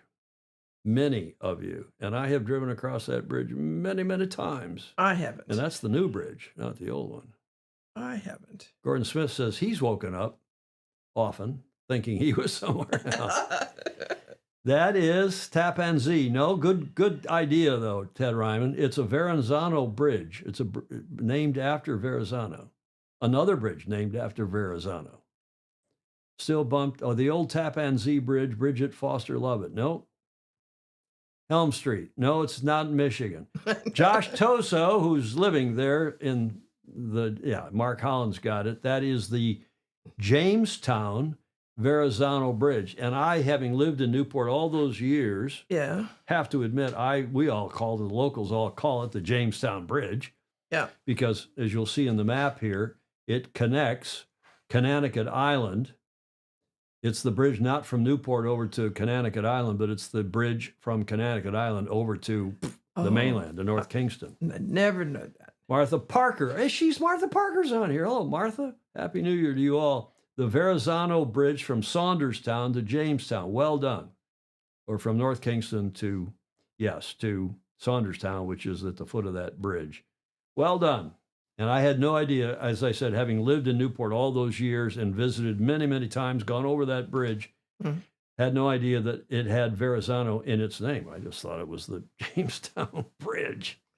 Like the Newport Bridge, which also has another name, the Pell Newport Bridge, but that's Josh Toso. He drove over it not more than 20 minutes. Okay. Speaking of a small world. Yes. Okay. Well done. Steve Gruber saying hi to Martha, as we all are. She is one of the cool people in our sport, Julia. Martha Parker. Okay, enough of this day in history. Let's get on to our feature. There was one like that in Tasmania that fell down after being hit by a ship. Well, there was one that was in Baltimore that fell down after being hit by a ship as well. Let's go to what's happening this afternoon, our time, Saturday afternoon, your time, down in New Zealand. This event 2, the second event of season 5 of SailGP. And it's taking place in Auckland. The previous New Zealand events, as you all know, have been in Wellington, or most of you will know, have been in Wellington. It's the ITM New Zealand Sail Grand Prix in Auckland, taking place Saturday and Sunday in New Zealand, today and tomorrow here in our time in the States. And the Rolex SailGP Championship, they've added championship to the name, will that's okay, will debut in front of its largest ticketed crowd this weekend as the ITM New Zealand Sail Grand Prix touches down in Auckland the 18th and 19th. A cheering crowd, you think, of 25,000 fans. They have a fabulous setup there with the bleachers, are set to watch from the inner city race stadium and sold-out spectator fleet. Wow. The Auckland Racecourse is the shortest on the 2025 season calendar, and with gusty top-end conditions on the forecast, teams will have plenty to prepare for as the Global Racing Championship rolls out new high-speed titanium T-foils for the first time in racing. 11 national teams. I should go up to the top. Heading into the weekend, first on the leaderboard, hometown favorite Peter Burling was one of our 6 candidates for Person of the Year. Driver of the Black Foils. Skipper, helm for the Black Foils, New Zealand SailGP team said, quote, "The forecast is playing its part in this stadium, especially Sunday. Behind us is doing its bit too. All the teams are super excited to get out there. We've got the new T-foils, new configurations. So that throws some uncertainty on who the favorites are, but it's looking like a nice, windy weekend." Those of you who are in Auckland, what's it look like this afternoon? For you in Auckland, it's now 11:28 in the morning Saturday, and the racing's at 4:30. What's the breeze look like now, and what's the forecast? For those of you who are in Auckland, please. And by the way, Andrew Pindar, our Fozy, is down there as well, I believe. 11 national teams will go head-to-head in the City of Sails, as Auckland is fondly known, with France once again sitting out the competition after the discovery of an issue in the wing sail of the team's new F-50 catamaran Boat 12. France will be awarded 5 points for the Auckland event, with more details to follow in the coming weeks. That's too bad. It is. That is too bad. And here is a little bit longer video than we usually play, but I thought it was quite good, and it's what the SailGP has been doing before their events with a video called 3 Big Questions. And it's the commentators sitting together and with some graphics thrown in. I think these have been quite informative. And we welcome you to 3 big questions as we get you ready for racing in New Zealand. This is the ITM New Zealand Sail Grand Prix Auckland. Alongside Olympian Stevie Morrison and former world champion Emily Nagel, I'm Todd Harris. All right, guys, so let's cut right to it. SailGP debuting in Auckland. The Black Foils, Stevie, pressure on them to win again. They won last year, but it wasn't in Auckland, and they won the first event in Dubai. So do they keep that momentum running on home water? I mean, the expectation's really high on them, isn't it? But they do tend to deliver when that pressure's on. Australia look good as well. I think those two teams have a bit of an advantage jet lag wise. You know, from an athlete perspective, they've not had to do the travelling. I think that makes quite a difference freshness wise. But, you know, there's a lot of pressure on New Zealand, but they tend to deliver. So, yeah, I think they do still get it done, but it's going to be a real battle with Australia for me. Emily, always tough to race on your home venue with the pressure that comes with the family, the friends, everyone needs tickets. How do you think the Black Foils do in Auckland? I think they're going to do pretty well in Auckland. I don't think you can look past that home field advantage. The fans on shore, look at the size of the grandstand, it's massive, and those are all going to be patriotic Kiwi fans. They're going to go nuts. This is a beautiful venue for them. Let's talk about the T-foils, the latest technology that SailGP has rolled out. Stevie, first of all, give us a quick explanation of what they are and how they're different from what they've been using the last 4 seasons. Well, it's a more high-performance foil. The T-foil sort of enables you to have slightly smaller foils, and they're going to be stronger. They're just new technology. There's more controls on them, so there's a lot more for the sailors to actually work with in terms of being able to get more power out of them and then a general higher top speed. But it's a lot to learn, isn't it? I think it's a huge learning experience for the teams. It's a real opportunity. It levels the playing field a bit, I think, in my opinion. But again, I just think those good teams have got the extra bandwidth on the race course. They're so used to doing the racing that with that bandwidth, they'll be able to make the little adjustments needed for these new foils. And although it should open the door for the new teams, I don't think it's going to be very easy. Emily, all the teams have access to the same data in the Oracle Cloud. How does that affect them, and how will that get them up to speed quickly with this new technology? Well, we've already seen over the past few days all the teams out on the water training with the T-foils. All the teams got here a bit early. They had time to actually get to grips with them a little bit, and from straight away it was breeze on for them. So they got thrown straight in the deep end, learning how they work. Obviously, these foils are a huge speed gain, which is really exciting. Maneuvers are slightly more difficult, which is going to make the racing quite interesting to watch, because suddenly you're going to be looking at a much bigger deficit between the teams that are up at full speed and sending it and the teams that are off the foils. So those maneuvers are going to be critical for teams to learn quickly. Canada's had the most time on these T-foils, Stevie, but does this level the playing field? I mean, does this give everyone the nitro boost that they all been looking for? I think it's a nice change, and yeah, it gives everyone a bit of a refresh. You know, there's a lot less data out there. I mean, things like the starting is going to be quite interesting because they use all this software technology on there. They've got a program on the wing stream, but we haven't got the data going into it, so the boat is going to accelerate a lot quicker. It's going to get to a higher speed, so I think that's going to definitely make a difference. Canada have had a lot of time. The USA have had a lot of time, I think, Emily, over the winter. Is that right as well? Yeah, so the US had quite a lot of time in Bermuda using the T-foils, but also with Canada, while the team as a whole might have done a lot of the work with the foils, Giles wasn't with them then. That was Phil. So actually Giles, the new helm, doesn't have as much time as necessarily the rest of the team, so that advantage might just disappear. Giles Scott's a smart lad. He'll figure it out quickly. Let's talk about 2 new teams that have come on board for Season 5. Of course, we're talking about Red Bull Italy and the Mubadala Brazil team. How do you think they're going to fare early on? They look decent in Dubai, but this is a whole different kettle of fish. Bigger wins now in Auckland. It's going to be exciting for them, that's for sure. I think the T-foils are at least a bit of a leveler. It gives them some opportunities to maybe get to grips with them slightly faster than some of the other slightly newer teams, the Germans, the Swiss. Everyone's going to be out there learning and going through the same roller coaster, so it'll be interesting. Stevie, how soon do you start seeing market improvements for Italy and Brazil? Is it going to be midway through the season? Is it going to be after the European leg? How soon do you anticipate them doing quite well? Well, if I'm honest, I thought the Italians would come in quite strong. Will be interesting to see over this weekend. I mean, you can't judge anything, can you, right now? I think Brazil are already making quite smart moves. That they've got Paul Goodison, who was in the coaching booth. He's actually going to step in as the strategist. They've got Richard Mason as well, who's who's a bit of a sort of Swiss Army knife type sailor on the boat. He can do most of the roles. He was in there as a strategist, but I think you got Paul Goodison. He's a, he's a 3-time Moth world champion. He's a Olympic gold medalist. He's been involved with the America's Cup the last couple of times. So he's a, he's a pretty high-end strategist. I think they made a good move getting him in.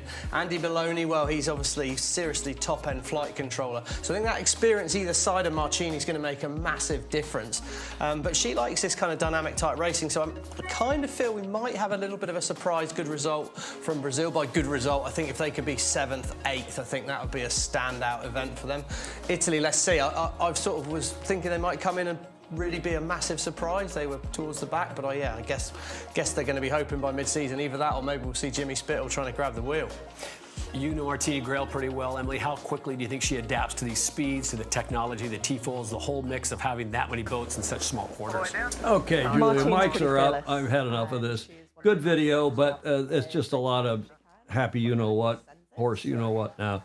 But good stuff. I wish they would put lower thirds on. And we know who these people are, but for non-sailors. Oh, and by the way, did you hear Lisa Darmanin said helm instead of driver? Oh, good for her. Tisk, tisk, tisk, Lisa. Good for you. So that's, I think, a good video. It's a little longer than what we normally play, and there was not too much more after they went back and forth and speculating. Jimmy Spithill might be back on the wheel for the Italians if they don't get their act together. Okay, press conference. Let's go to this press conference that was held, yesterday. Now, the headline, one of the headlines, you see Hannah Mills there, one of the headlines out of this was quoting Hannah and they blew it all up into a big deal. And the quote is, "It could be carnage." Athletes speaking on Auckland T-foil rollout. It could be carnage.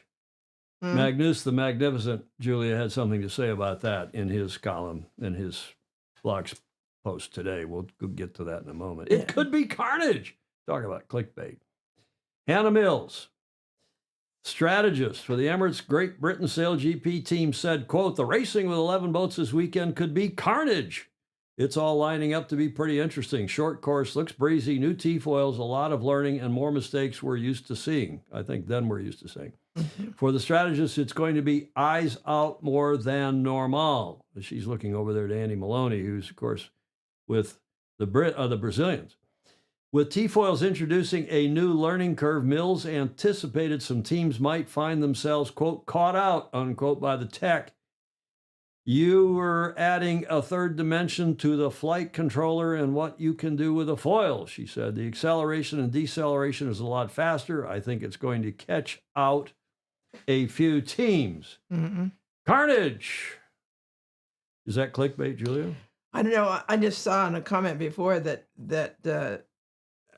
Martine was thrown around and in the cockpit. Well, they're on the trampoline, I suppose. No, they said in the cockpit during the race. Well, and maybe is she okay? Maybe she was. I don't know. Maybe thrown around back and forth in the Anyway, helming cockpit. It was hard enough for whoever it was to say, "Is she okay?" Well, the point is, as Hamish Ross has just told us what the wind is going to be at 1500, it's going to be today. I heard it was going to be breeze on tomorrow, but apparently it's going to be pretty breezy today too. Hamish is saying 11 to 14 at 1500 today, 1500 local, and 16 to 24 knots tomorrow. And he says, by the way, that's an easterly. We'll show you a course diagram in a minute, and that means the wind's going to be coming in under the bridge, not from the other direction. So that'll be interesting. But I hope they have no carnage tomorrow, Julia. I hope they have no collisions. These foils, if anything, should make the boats more stable, more controllable, and so on. But they are in a constricted area, and it is new. Yes, and it is new, and I hope it's going to be safe. Now, we also established on the show on Tuesday that those T-foils, which are now instead of L-foil under the boat, the T-foils are sticking out a little bit on either side of outboard of the pontoons on either side. But those apparently are breakaway. They're carbon, not to titanium. So if somebody runs into those, it's still going to hurt. It could still hurt somebody badly. Yeah. But they're going to break away and not, kill somebody, hopefully. I mean, God forbid.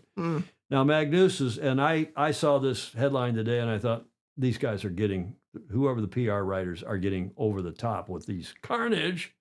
And Magnus is, then I saw his column this morning, the Rule 69 blog on Substack. I saw, I had to ping him and say, well done, Magnus, because I'm just going to excerpt from him. His headline from his Rule 69 blog on Substack was, quote, "Carnage, seriously?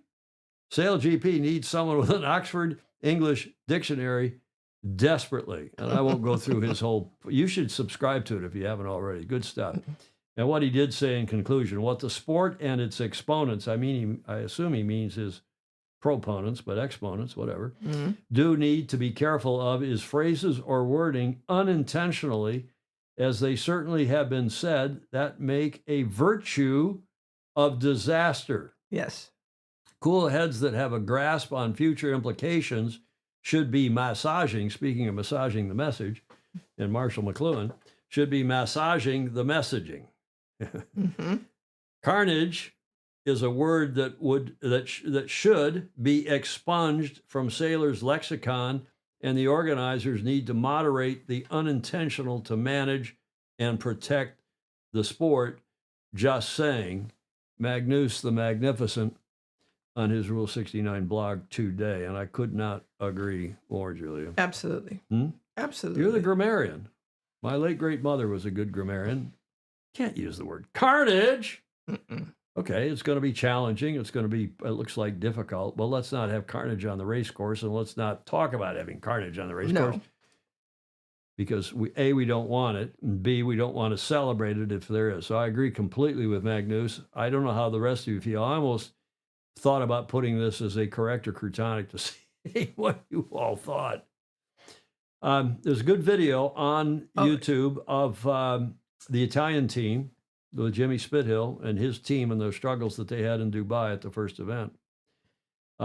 Fritz Mueller saying they looked very challenged on these new foils. Julie, you were going to say something? Yeah, and Rick Banneros says, replying to Stingray, about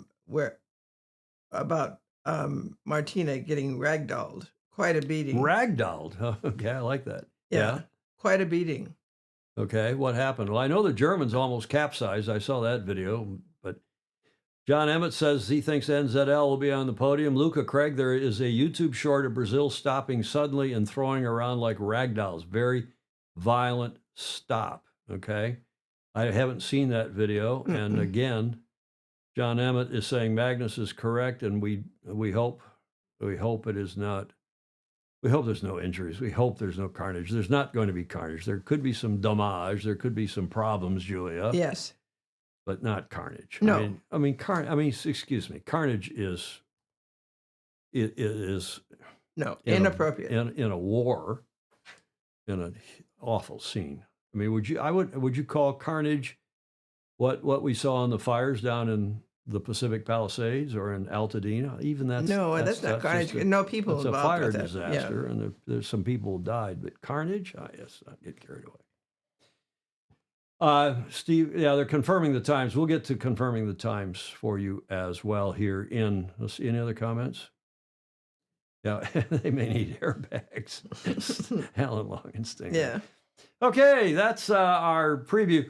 Tell us who you think in the comments are going to finish. Who's going to win? Let's just keep it really simple. Julia, who do you think is going to win this weekend? Are the Kiwi, Pete Burling, who are leading? Overall, they won in Dubai. Are they going to win again in their home waters on the new T-foils? I haven't seen any of them sail, so I don't. You're not going to venture a guess? No. Even? Okay, you're leaning to the right again. Your politics are coming through. There you go.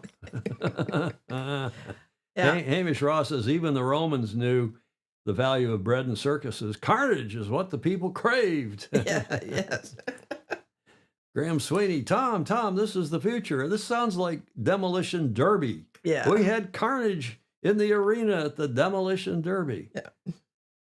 I agree with Magnus as well. Fabian Haraldson, didn't Hannah Mills use the word carnage? Yes, she did. Yes. That's where we got it. And, but again, we don't need to celebrate her use of it. And as Magnus points out, read his whole column. It was really good. Mm-hmm. Australia, a good point by Stingray. I think he is saying that Tommy Tommy, now I'm having a senior moment. Oh. The driver for Australia, Tommy Slingsby. I got to stop and slow down. Yeah. He thinks he might win. I think Tommy Slingsby might be good as well. Also, Tom should be good on the T-foils. We shall see. It will be one of the AC finalists. Fritz Mueller is speculating, experienced with T-foils. Okay? That's probably a good thought. Alistair Murray, before you go on your bike ride, tell us, who do you think's going to win? Are the Aussies going to win? Are the Kiwis going to win? Or somebody else, like maybe the Spanish? Clark Chapin, let's talk about collisions from an analytic basis. You've had a large number of boats on a course that's smaller than other venues. The new foils increase the beam. Oh, I love Clark. Yes. Of the boats, but the size of the course hasn't increased. The borders to the course boundaries haven't been increased to account for the increased beams of the boats. Carnage is not the right word, but in my humble opinion, an increased chance for contact, damage, and sadly injury I agree is with him. Yeah. likely, maybe possible. I hope not. But I think the big deal here, Julie, is that it's going to be breezy. It's going to be breezy. Yeah. That's the biggest They're factor. going to have to get used to the heaviness of the foils too. Well, indeed. Okay, that gets us, after an hour and 45 minutes, gets us to the last leg. We're going to carry on with a little bit of speculation and information about SailGP, because it is, it's a cool event. It's going to be happening this afternoon, our time. Let me back that up and just give you a bit of setup. This is a 40-second, very brief video at the end here from Emirates Team GBR, and I thought this was a superb conclusion to our preview of SailGP. Second day of practice racing, some tricky conditions, but loads of great learning. Looking ahead to the weekend, first time racing on the T-foils, and there's plenty of thrills and spills out there, with the fleet being a little bit looser than they have been before. Breeze looks solid all weekend, and then there's also, with this wind direction, a bit of wind against tide to add some spice to it. Yeah, overall goal for the weekend is to have another solid weekend.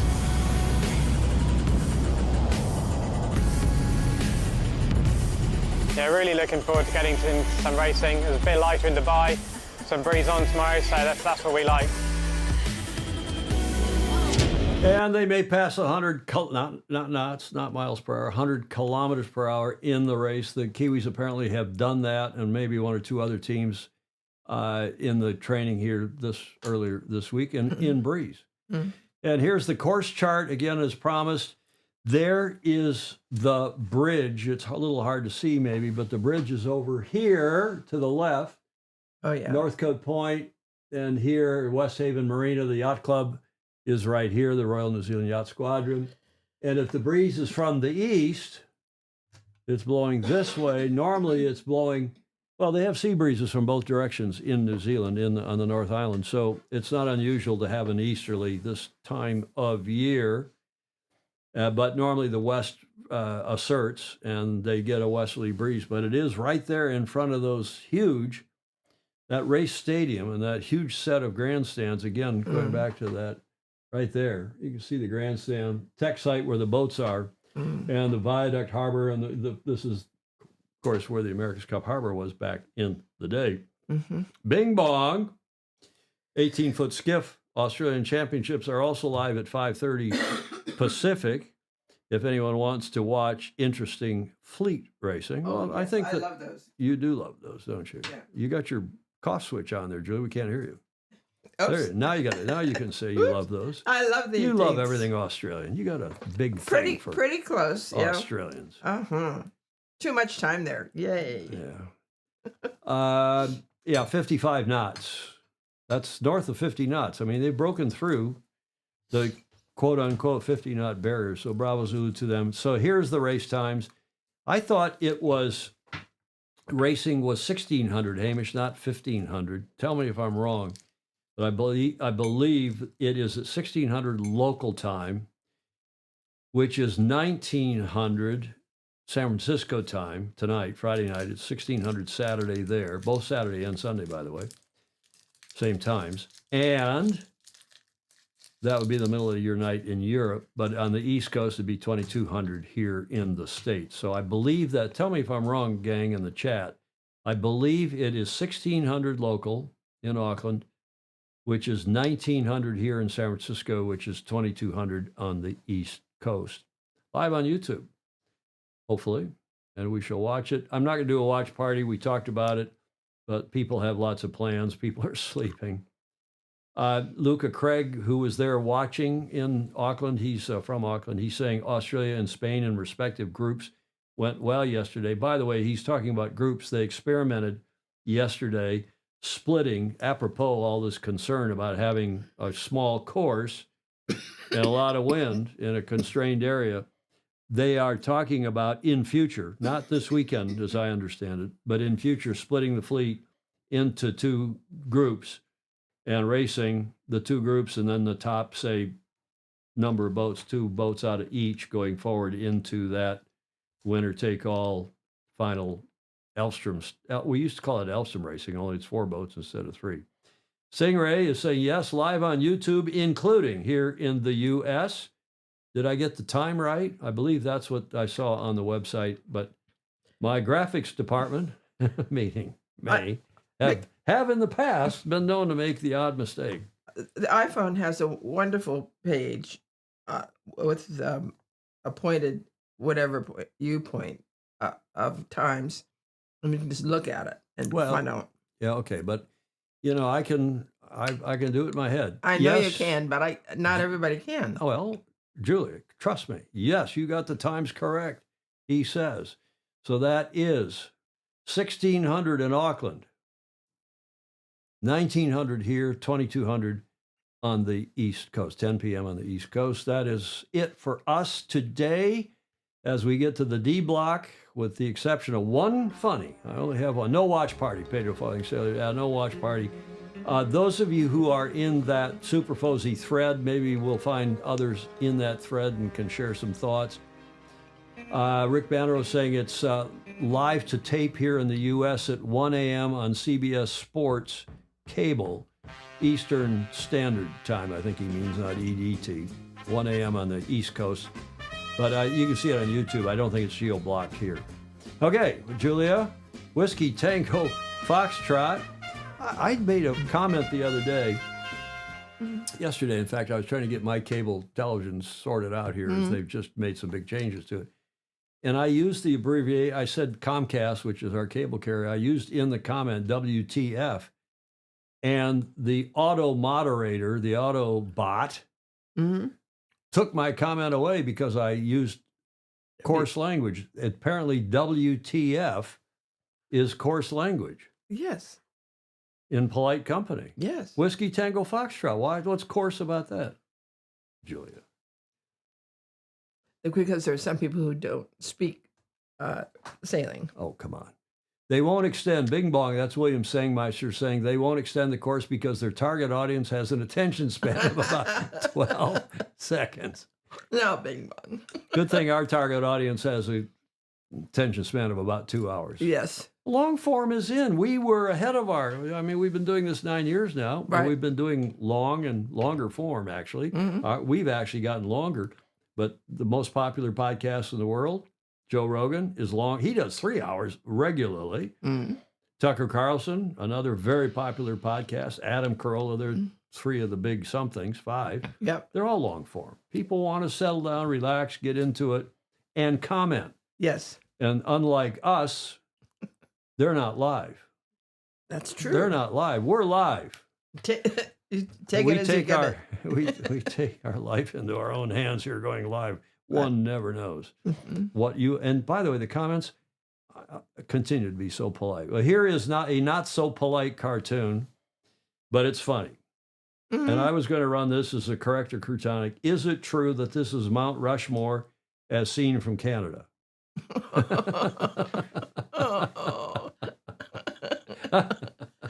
Probably. Hi, Julia. Yeah. Does that deserve a finger wag? That was sent by a Fozy. From Canada? No, not from Canada. Oh. And if it were correct or croutonic, the truth is, no, you cannot see. You can't see Mount Rushmore, which is in It's in South Dakota, right? Not even in North Dakota. Isn't Mount Rushmore in South Dakota, which is one state south of the border? You can't see Mount Rushmore. Ted Ryman likes it. He says that's excellent. Well, you know, if we buy Canada, if Trump buys Canada, Casnada, Mount Tushmore. Well done, Graham Sweeney. Mount Tushmore, he calls it. Huh? Oh, Graham. God, they're funny. That's got to be the comment of the year so far. Yes. Clark is, he's off to hear that. Oh, it's in North Dakota. It's in North Dakota, not South Dakota. Mount Rushmore is seen from Canada. I'm not going to say who sent that through, Julia, but it was a Fozy. It was a super Fozy, in fact. Uh-huh. Okay? All right. We're into almost a 2-hour show here. We want to thank all of you for tuning in as we are now to the, well and truly to the finish line. They're hiding that from Trump, Spanko said.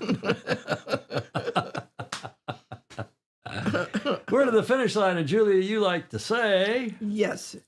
Take this opportunity to like, follow, and share. And because lots of you really did share last week, made a real difference in our, and the It did. That show was very popular, well over 2,000 views. Mm-hmm. In fact, the number of views quite quickly was good. But we don't do it for the views. I don't look at the views except when I start getting asked, well, how many views did that show get? Yeah, but I get concerned about it because I think I want more people to know about it who want to see it.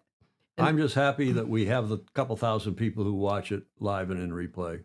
Yeah. And, you know, our sport is small. Yep. But it's beloved, and all of you on here, no doubt, love it as much as we do, and that's for whom we do the show, all of you and all of us, and it's good fun. Comments are welcome. Speaking of comments, even in replay, you all know that, and we also dearly appreciate all of you who are patrons and Fozy and Super Fozy, Patreon.com/join/Sailing Illustrated. Jon Emmett is saying Julia is correct. The more people who watch, the better. Yes. But again, that's not our raison d'etre. There's some French, Julia, and I don't speak French. Thierry Diong, thank you, sir. Thank you, Jeff Kitson.